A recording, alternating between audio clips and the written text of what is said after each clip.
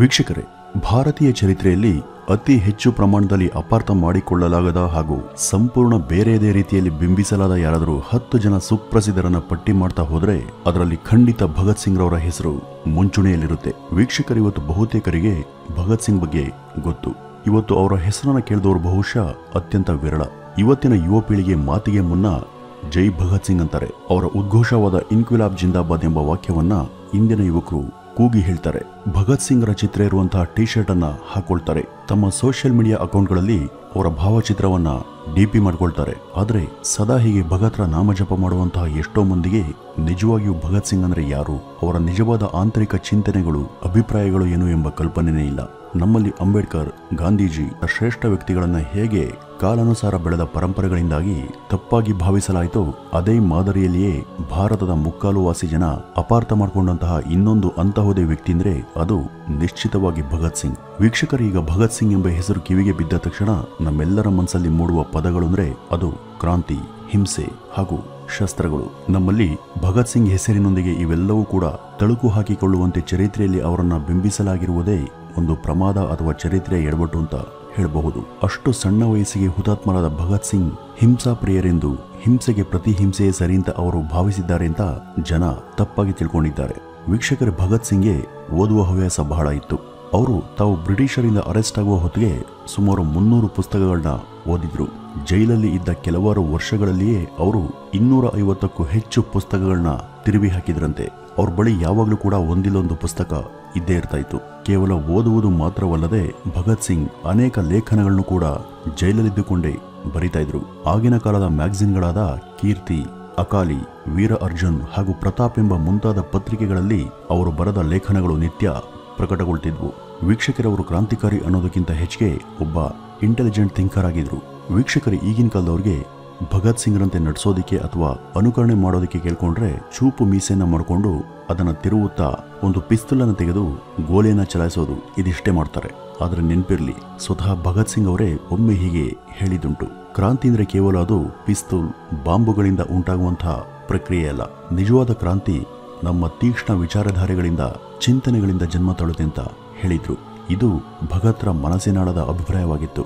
ಆದರೆ ಇದಕ್ಕೆ ಅವರ ಅನುಯಾಯಿಗಳು ಕಾಲ ಸರಿದ ಹಾಗೆ ಜಾಣಕುರುಡನ್ನ ತೋರ್ತಾ ಬಂದ್ರು. ಭಗತ್ ಸಿಂಗ್ ಒಬ್ಬ ರೋಷಾವೇಶ ಹೊಂದಿದ್ದ ರೆಬಲ್ ಸ್ಟಾರ್, ಆಕ್ರೋಶಭರಿತ ಕ್ರಾಂತಿಕಾರಿಯಾಗಿ ಕಲ್ಪಿಸಿಕೊಳ್ಳುವುದರಲ್ಲೇ ಈಗಿನ ಜನಾಂಗಕ್ಕೆ ಮಜಾ ಎಂಬಂತಹ ವಾತಾವರಣ ಇವತ್ತು ನಿರ್ಮಾಣವಾಗಿದೆ. ಸಮಾಜವಾದ, ನಾಸ್ತಿಕವಾದ ಹಾಗೂ ವಿಶ್ವ ಮಾನವತಾವಾದ, ಈ ಮೂರು ಕೂಡ ಭಗತ್ ನಂಬಿದಂತಹ ಹಾಗೂ ಪ್ರತಿಪಾದಿಸ್ತಾ ಇದ್ದಂತಹ ಅವರ ಸಿದ್ಧಾಂತಗಳು. ವೀಕ್ಷಕರ, ಭಗತ್ ಸಿಂಗ್ ಸಮಾಜವಾದದ ಪರ ವಾದಿಸ್ತಾ ಇದ್ದಂತಹ ಅಪರೂಪದ ಕ್ರಾಂತಿಕಾರಿಯಾಗಿದ್ರು. ಇದೇ ಕಾರಣಕ್ಕೆ ಅವರನ್ನು ಒಬ್ಬ ಸೋಷಿಯಲಿಸ್ಟ್ ರೆವಲ್ಯೂಷನರಿ ಅಂತ ಕರೀತಾ ಇದ್ರು. ಬಡವರು, ನಿರ್ಗತಿಕರು, ಶ್ರಮಿಕರು, ರೈತರು, ಕಾರ್ಮಿಕರು ಇಂತಹ ಸಮಾಜದ ಕೆಳವರ್ಗಕ್ಕೆ ಮೊದಲಿಂದನೂ ಕೂಡ ಬಂಡವಾಳಶಾಹಿಗಳು ನಡೆಸುತ್ತಾ ಬಂದ ದೌರ್ಜನ್ಯದ ಬಗ್ಗೆ ಹಾಗೂ ತಾರತಮ್ಯದ ಬಗ್ಗೆ ನಮಗೆಲ್ಲ ನಾವು ಓದಿದ ಚರಿತ್ರೆ ತಿಳಿಸ್ಕೊಟ್ಟಿದೆ. ತಾರತಮ್ಯವನ್ನು ತೋರುವ ನಮ್ಮ ಈ ಸೊಸೈಟಿಯ ವ್ಯವಸ್ಥೆಯ ವಿರುದ್ಧ ಭಗತ್ ಸಿಂಗ್ ಕೂಡ ಅಸಮಾಧಾನವನ್ನ ಹೊಂದಿದ್ರು. ಇದರ ಆರಂಭಿಕ ಕುರುಹುಗಳು ಅವರ ಶಾಲಾ ಕಾಲೇಜು ದಿನಗಳಲ್ಲೇ ಸಾಬೀತಾಗಿದ್ವು. ಭಗತ್ ಸಿಂಗ್ 1923ರಲ್ಲಿ ತಾವು ಕಾಲೇಜು ವಿದ್ಯಾರ್ಥಿಯಾಗಿದ್ದಾಗ ಇದೇ ವಿಷಯದ ಕುರಿತು ಬರೆದಿದ್ದಂತಹ ಒಂದು ಅವಾರ್ಡ್ ವಿನ್ನಿಂಗ್ ಪ್ರಬಂಧದಲ್ಲಿ ಅವರು ತಮ್ಮ ಪಂಥದ ಧರ್ಮಗುರುಗಳಾದಂತಹ ಶ್ರೀ ಗುರು ಗೋವಿಂದ್ ಸಿಂಗ್ರನ್ನ ಉಲ್ಲೇಖಿಸಿ ಹೇಳಿದ ಸಾಲುಗಳು ಇಲ್ಲಿ ಬಹಳ ಪ್ರಸ್ತುತವೆನಿಸುತ್ತೆ. ನಿಜವಾದ ಧೀರನು ದೀನ ದಲಿತರಿಗಾಗಿ, ಅಶಕ್ತರಿಗಾಗಿ ಹೋರಾಟವನ್ನು ನಡೆಸ್ತಾನೆ. ಈ ಹೋರಾಟದಲ್ಲಿ ತನ್ನ ಕೈಕಾಲುಗಳಿಗೆ ಕತ್ತರಿಸಿ ಹೋದ್ರೂ ಕೂಡ ಆತ ಹಿಂದಕ್ಕೆ ಹೆಜ್ಜೆಯನ್ನ ಇಡೋದಿಲ್ಲ. ಅಂಥವನನ್ನೇ ನಿಜವಾದ ಹೋರಾಟಗಾರ ಅಂತ ಕರೆಯಲಾಗುವುದು. ಇವು ಗುರು ಗೋವಿಂದ್ರ ನುಡಿಗಳು. ಭಗತ್ ಕೂಡ ಈ ಮಾತಿನಲ್ಲಿ ನಂಬಿಕೆಯನ್ನ ಇಟ್ಟಿದ್ದವರು. ಸಾಮಾನ್ಯವಾಗಿ ಈಗ ಭಾರತದ ಬಹುತೇಕ ಸ್ವತಂತ್ರ ಹೋರಾಟಗಾರರ ಗುರಿ ಒಂದೇ ಆಗಿತ್ತು, ಅದು ಬ್ರಿಟಿಷರಿಂದ ಈ ದೇಶದ ರಕ್ಷಣೆ. ಬ್ರಿಟಿಷರನ್ನ ದೇಶದಿಂದ ಹೊರಗೋಡಿಸುವುದೇ ಇವರೆಲ್ಲರ ಪ್ರಾಥಮಿಕ ಗುರಿಯಾಗಿದ್ರಿಂದ ಸಮಾಜದ ತಾರತಮ್ಯದ ವಿರುದ್ಧದ ಹೋರಾಟವನ್ನ ಬಹಳಷ್ಟು ಜನ ಕಡೆಗಣಿಸಿದ್ರು ಅಥವಾ ಅದಕ್ಕೆ ಹೆಚ್ಚು ಗಮನವನ್ನು ಕೊಡಲಿಲ್ಲ. ಆದರೆ ವೀಕ್ಷಕರೇ, ಭಗತ್ ಸಿಂಗ್ ಮೊದಲು ಈ ಸಾಮಾಜಿಕ ಅಸಮಾನತೆ ದೂರವಾಗಬೇಕು ಅಂತ ಬಯಸಿದ್ರು. ದೇಶದಲ್ಲಿ ಈ ತಾರತಮ್ಯಕ್ಕೆ ಕಾರಣವಾದವರು ಅದ್ಯಾರೇ ಇರಲಿ, ಅವರು ಬ್ರಿಟಿಷರಾಗಿರಬಹುದು ಅಥವಾ ಭಾರತೀಯರೇ ಆಗಿರಬಹುದು, ಅವರಿಬ್ರು ಕೂಡ ದೇಶದ ಶತ್ರುಗಳಂತ ಭಗತ್ ಸಿಂಗ್ ಭಾವಿಸಿದ್ರು. ವೀಕ್ಷಕರೇ, ಆಗ ಬ್ರಿಟಿಷರು ಕೊಳ್ಳೆ ಹೊಡೆದ್ರು. ಈಗಿನ ನಮ್ಮ ಸರ್ಕಾರಗಳು ಅವುಗಳಿಗೆ ಬೇಕಾದ ಹಾಗೆ ನಮ್ಮನ್ನ ಲೂಟಿ ಮಾಡ್ತಾನೆ ಇವೆ. ಇಲ್ಲಿ ಬದಲಾಗಿರೋದು ಅಧಿಕಾರ ಮಾತ್ರ, ಜನರ ಸ್ಥಿತಿಗತಿಯಾಗ್ಲಿ, ದೇಶದ ಸ್ಥಿತಿಯಾಗ್ಲಿ ಅಲ್ಲ. ಇದರ ವಿರುದ್ಧವೇ ಅವತ್ತು ಒಬ್ಬ ಭಗತ್ ಸಿಂಗ್ ನಿಂತದ್ದು. ವೀಕ್ಷಕರೇ, ಸ್ವಾತಂತ್ರ್ಯ ಅಂದ್ರೆ ಅದು ದೀನದಲಿತರ, ರೈತರ ಹಾಗೂ ಕಾರ್ಮಿಕ ವರ್ಗದ ಸ್ವಾತಂತ್ರ್ಯ ಎಂಬುದನ್ನು ಭಗತ್ ನಿರೂಪಿಸಿದ್ರು. ನಮ್ಮ ಭವ್ಯ ಪರಂಪರೆ ಇವತ್ತು ಇಡೀ ಜಗತ್ತಿಗೆ ವಸುಧೈವ ಕುಟುಂಬಕಂ ಎಂಬ ಸುಂದರ ವಿಶ್ವಮಾನವ ಸಂದೇಶವನ್ನು ಸಾರಿದ ಮಹಾಪರಂಪರೆ. ಬಹುಶಃ ನೀವು ಇದನ್ನು ಕೂಡ ಕೇಳಿರ್ತೀರ. ನಾನು ನನ್ನದು ನಾನು ಮಾತ್ರ ಎಂದು ಭಾವಿಸುವವನು ಸಂಕುಚಿತ ಮನೋಭಾವದ ವ್ಯಕ್ತಿ. ಯಾವ ವ್ಯಕ್ತಿ ಇಡೀ ವಿಶ್ವವೇ ತನ್ನ ಪರಿವಾರ ಅಂತ ನಂಬ್ತಾನೋ ಅಂಥವನಿಗಾಗಿ ಶ್ರೇಯಸ್ಸು ಎಂಬುದೇ ವಸುದೈವ ಕುಟುಂಬಕಂ ಎಂಬ ವಾದದ ಸಾರ. ಇದನ್ನೇ ನಮ್ಮ ವೇದ, ಶಾಸ್ತ್ರ, ಉಪನಿಷತ್ ಗ್ರಂಥಗಳು ಹೇಳಿದ್ದು ಕೂಡ. ನಾಡಿನ ರಸಋಷಿ ಎಂದೇ ಹೆಸರಾದ ಹೆಮ್ಮೆಯ ಕುವೆಂಪು ಕೂಡ ಸಾರಿದ ತತ್ವ ಇದೇನೆ. ಭಗತ್ ಸಿಂಗ್ ಬಲವಾದ ನಂಬಿಕೆ ಇಟ್ಟಿದ್ದ ಸಿದ್ಧಾಂತಗಳಲ್ಲಿ ಈ ವಿಶ್ವ ಮಾನವತಾವಾದವು ಕೂಡ ಒಂದಾಗಿತ್ತು. ವೀಕ್ಷಕರೇ, ಮೊದಲೇ ತಿಳಿಸಿದಂತೆ ಭಗತ್ ಸಿಂಗ್ ಒಬ್ಬ ಉತ್ತಮ ಪ್ರಜ್ಞಾವಂತ ಲೇಖಕರು ಕೂಡ ಆಗಿದ್ರು. ಇಲ್ಲಿ ರಾಷ್ಟ್ರೀಯವಾದಿಗಳ ಬಗ್ಗೆ ಹೇಳಬೇಕು. ರಾಷ್ಟ್ರೀಯತಾವಾದವೆಂದರೆ ದೇಶದ ಪರ ಪ್ರೇಮ ಅಂತ ಭಾವಿಸಲಾಗುತ್ತಾದರೂ ಪ್ರಸ್ತುತ ಈಗಿನ ರಾಷ್ಟ್ರವಾದಕ್ಕೂ ಹಾಗೂ ನಿಜವಾದ ದೇಶ ಪ್ರೇಮಕ್ಕೂ ಗಂಭೀರ ತರಹದ ವ್ಯತ್ಯಾಸ ಇರೋದನ್ನು ನಾವಿವತ್ತು ಗಮನಿಸಬಹುದು. ವೀಕ್ಷಕರ, ಈಗಿನ ರಾಷ್ಟ್ರವಾದದಲ್ಲಿ ದೇಶದ ಏಳಿಗೆ ಕನಸಿಗಿಂತಲೂ ಮತ್ತೊಂದು ದೇಶದ ನಿಂದನೆ ಹೆಚ್ಚಾಗಿ ಕಾಣುತ್ತೆ. ಇದು ದೇಶ ಪ್ರೇಮ ಅಂತ ಅನ್ಸ್ಕೊಳ್ಳೋದಿಲ್ಲ.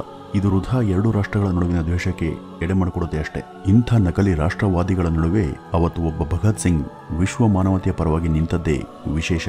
ವೀಕ್ಷಕರೇ, ಅವರ ನಾಸ್ತಿಕವಾದ ಯಾವ ಬಗೆಯದು ಅಂತ ಗೊತ್ತಾಗೋದಕ್ಕೆ ಅವರು ಬರೆದ ವೈ ಐ ಆಮ್ ಆನ್ ಎಥಿಸ್ಟ್ ಎಂಬ ಅಂಕಣವನ್ನ ನೀವೆಲ್ಲರೂ ಕೂಡ ಕಡ್ಡಾಯವಾಗಿ ಓದಲೇಬೇಕು. ಸಾಯಿಸುವ ದೇವರು, ಕೊಲ್ಲುವ ದೇವರು, ಹೀನ ಜನ್ಮ ನೀಡುವ ದೇವರು, ಸ್ವರ್ಗ ನರಕಗಳನ್ನ ಸೃಷ್ಟಿ ಮಾಡುವಂತಹ ದೇವರು ಮುಂತಾದ ಈ ಯಾವ ದೇವರುಗಳ ಮೇಲಾಗ್ಲಿ ಧರ್ಮಗಳ ಮೇಲಾಗ್ಲಿ ಭಗತ್ರವರಿಗೆ ನಂಬಿಕೆ ಇರಲಿಲ್ಲ.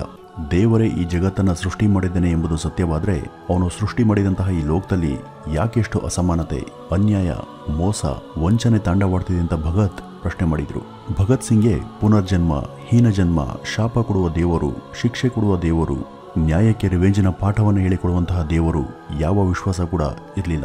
ಇದು ಅವರಲ್ಲಿದ್ದ ಹಾಗೂ ಇಂದಿನ ಯುಗಕ್ಕೆ ಕಡ್ಡಾಯವಾಗಿ ಬೇಕಿರುವಂತಹ ಒಂದು ನಾಸ್ತಿಕವಾದದ ನಂಬಿಕೆ. ಆದರೆ ಅವರ ಅಸಂಖ್ಯಾತ ಅನುಯಾಯಿಗಳಿಗೆ ಭಗತ್ರ ಈ ಸೂಕ್ಷ್ಮ ವ್ಯಕ್ತಿತ್ವದ ಗಂಧವೇ ಗೊತ್ತಿಲ್ಲ. ಅವರ ಫೋಟೋವನ್ನ ತಮ್ಮ ಗಾಡಿಗಳ ಹಿಂದೆಯೋ ಅಥವಾ ಡಿಪಿಗಳಿಗೆ ಹಾಕಿಕೊಳ್ಳುವ ಬಹುತೇಕರು ಅವರು ಮತ್ತೊಮ್ಮೆ ಹುಟ್ಟಿ ಬರಲಿ ಅಂತ ಬರೆದುಕೊಂಡಿರ್ತಾರೆ. ಆದರೆ ತಮಾಷೆಯ ಸಂಗತಿ ಏನಂದ್ರೆ ಭಗತ್ ಸಿಂಗ್ಗೆ ಸ್ವರ್ಗ, ನರಕ, ಮರುಜನ್ಮ ಈ ಯಾವುದರಲ್ಲೂ ಕೂಡ ನಂಬಿಕೆ ಇರದಿದ್ದ ಕಾರಣ ಅವರು ಮತ್ತೆ ಹುಟ್ಟಿ ಬರೋದಕ್ಕೆ ಸಾಧ್ಯ ಇಲ್ಲ.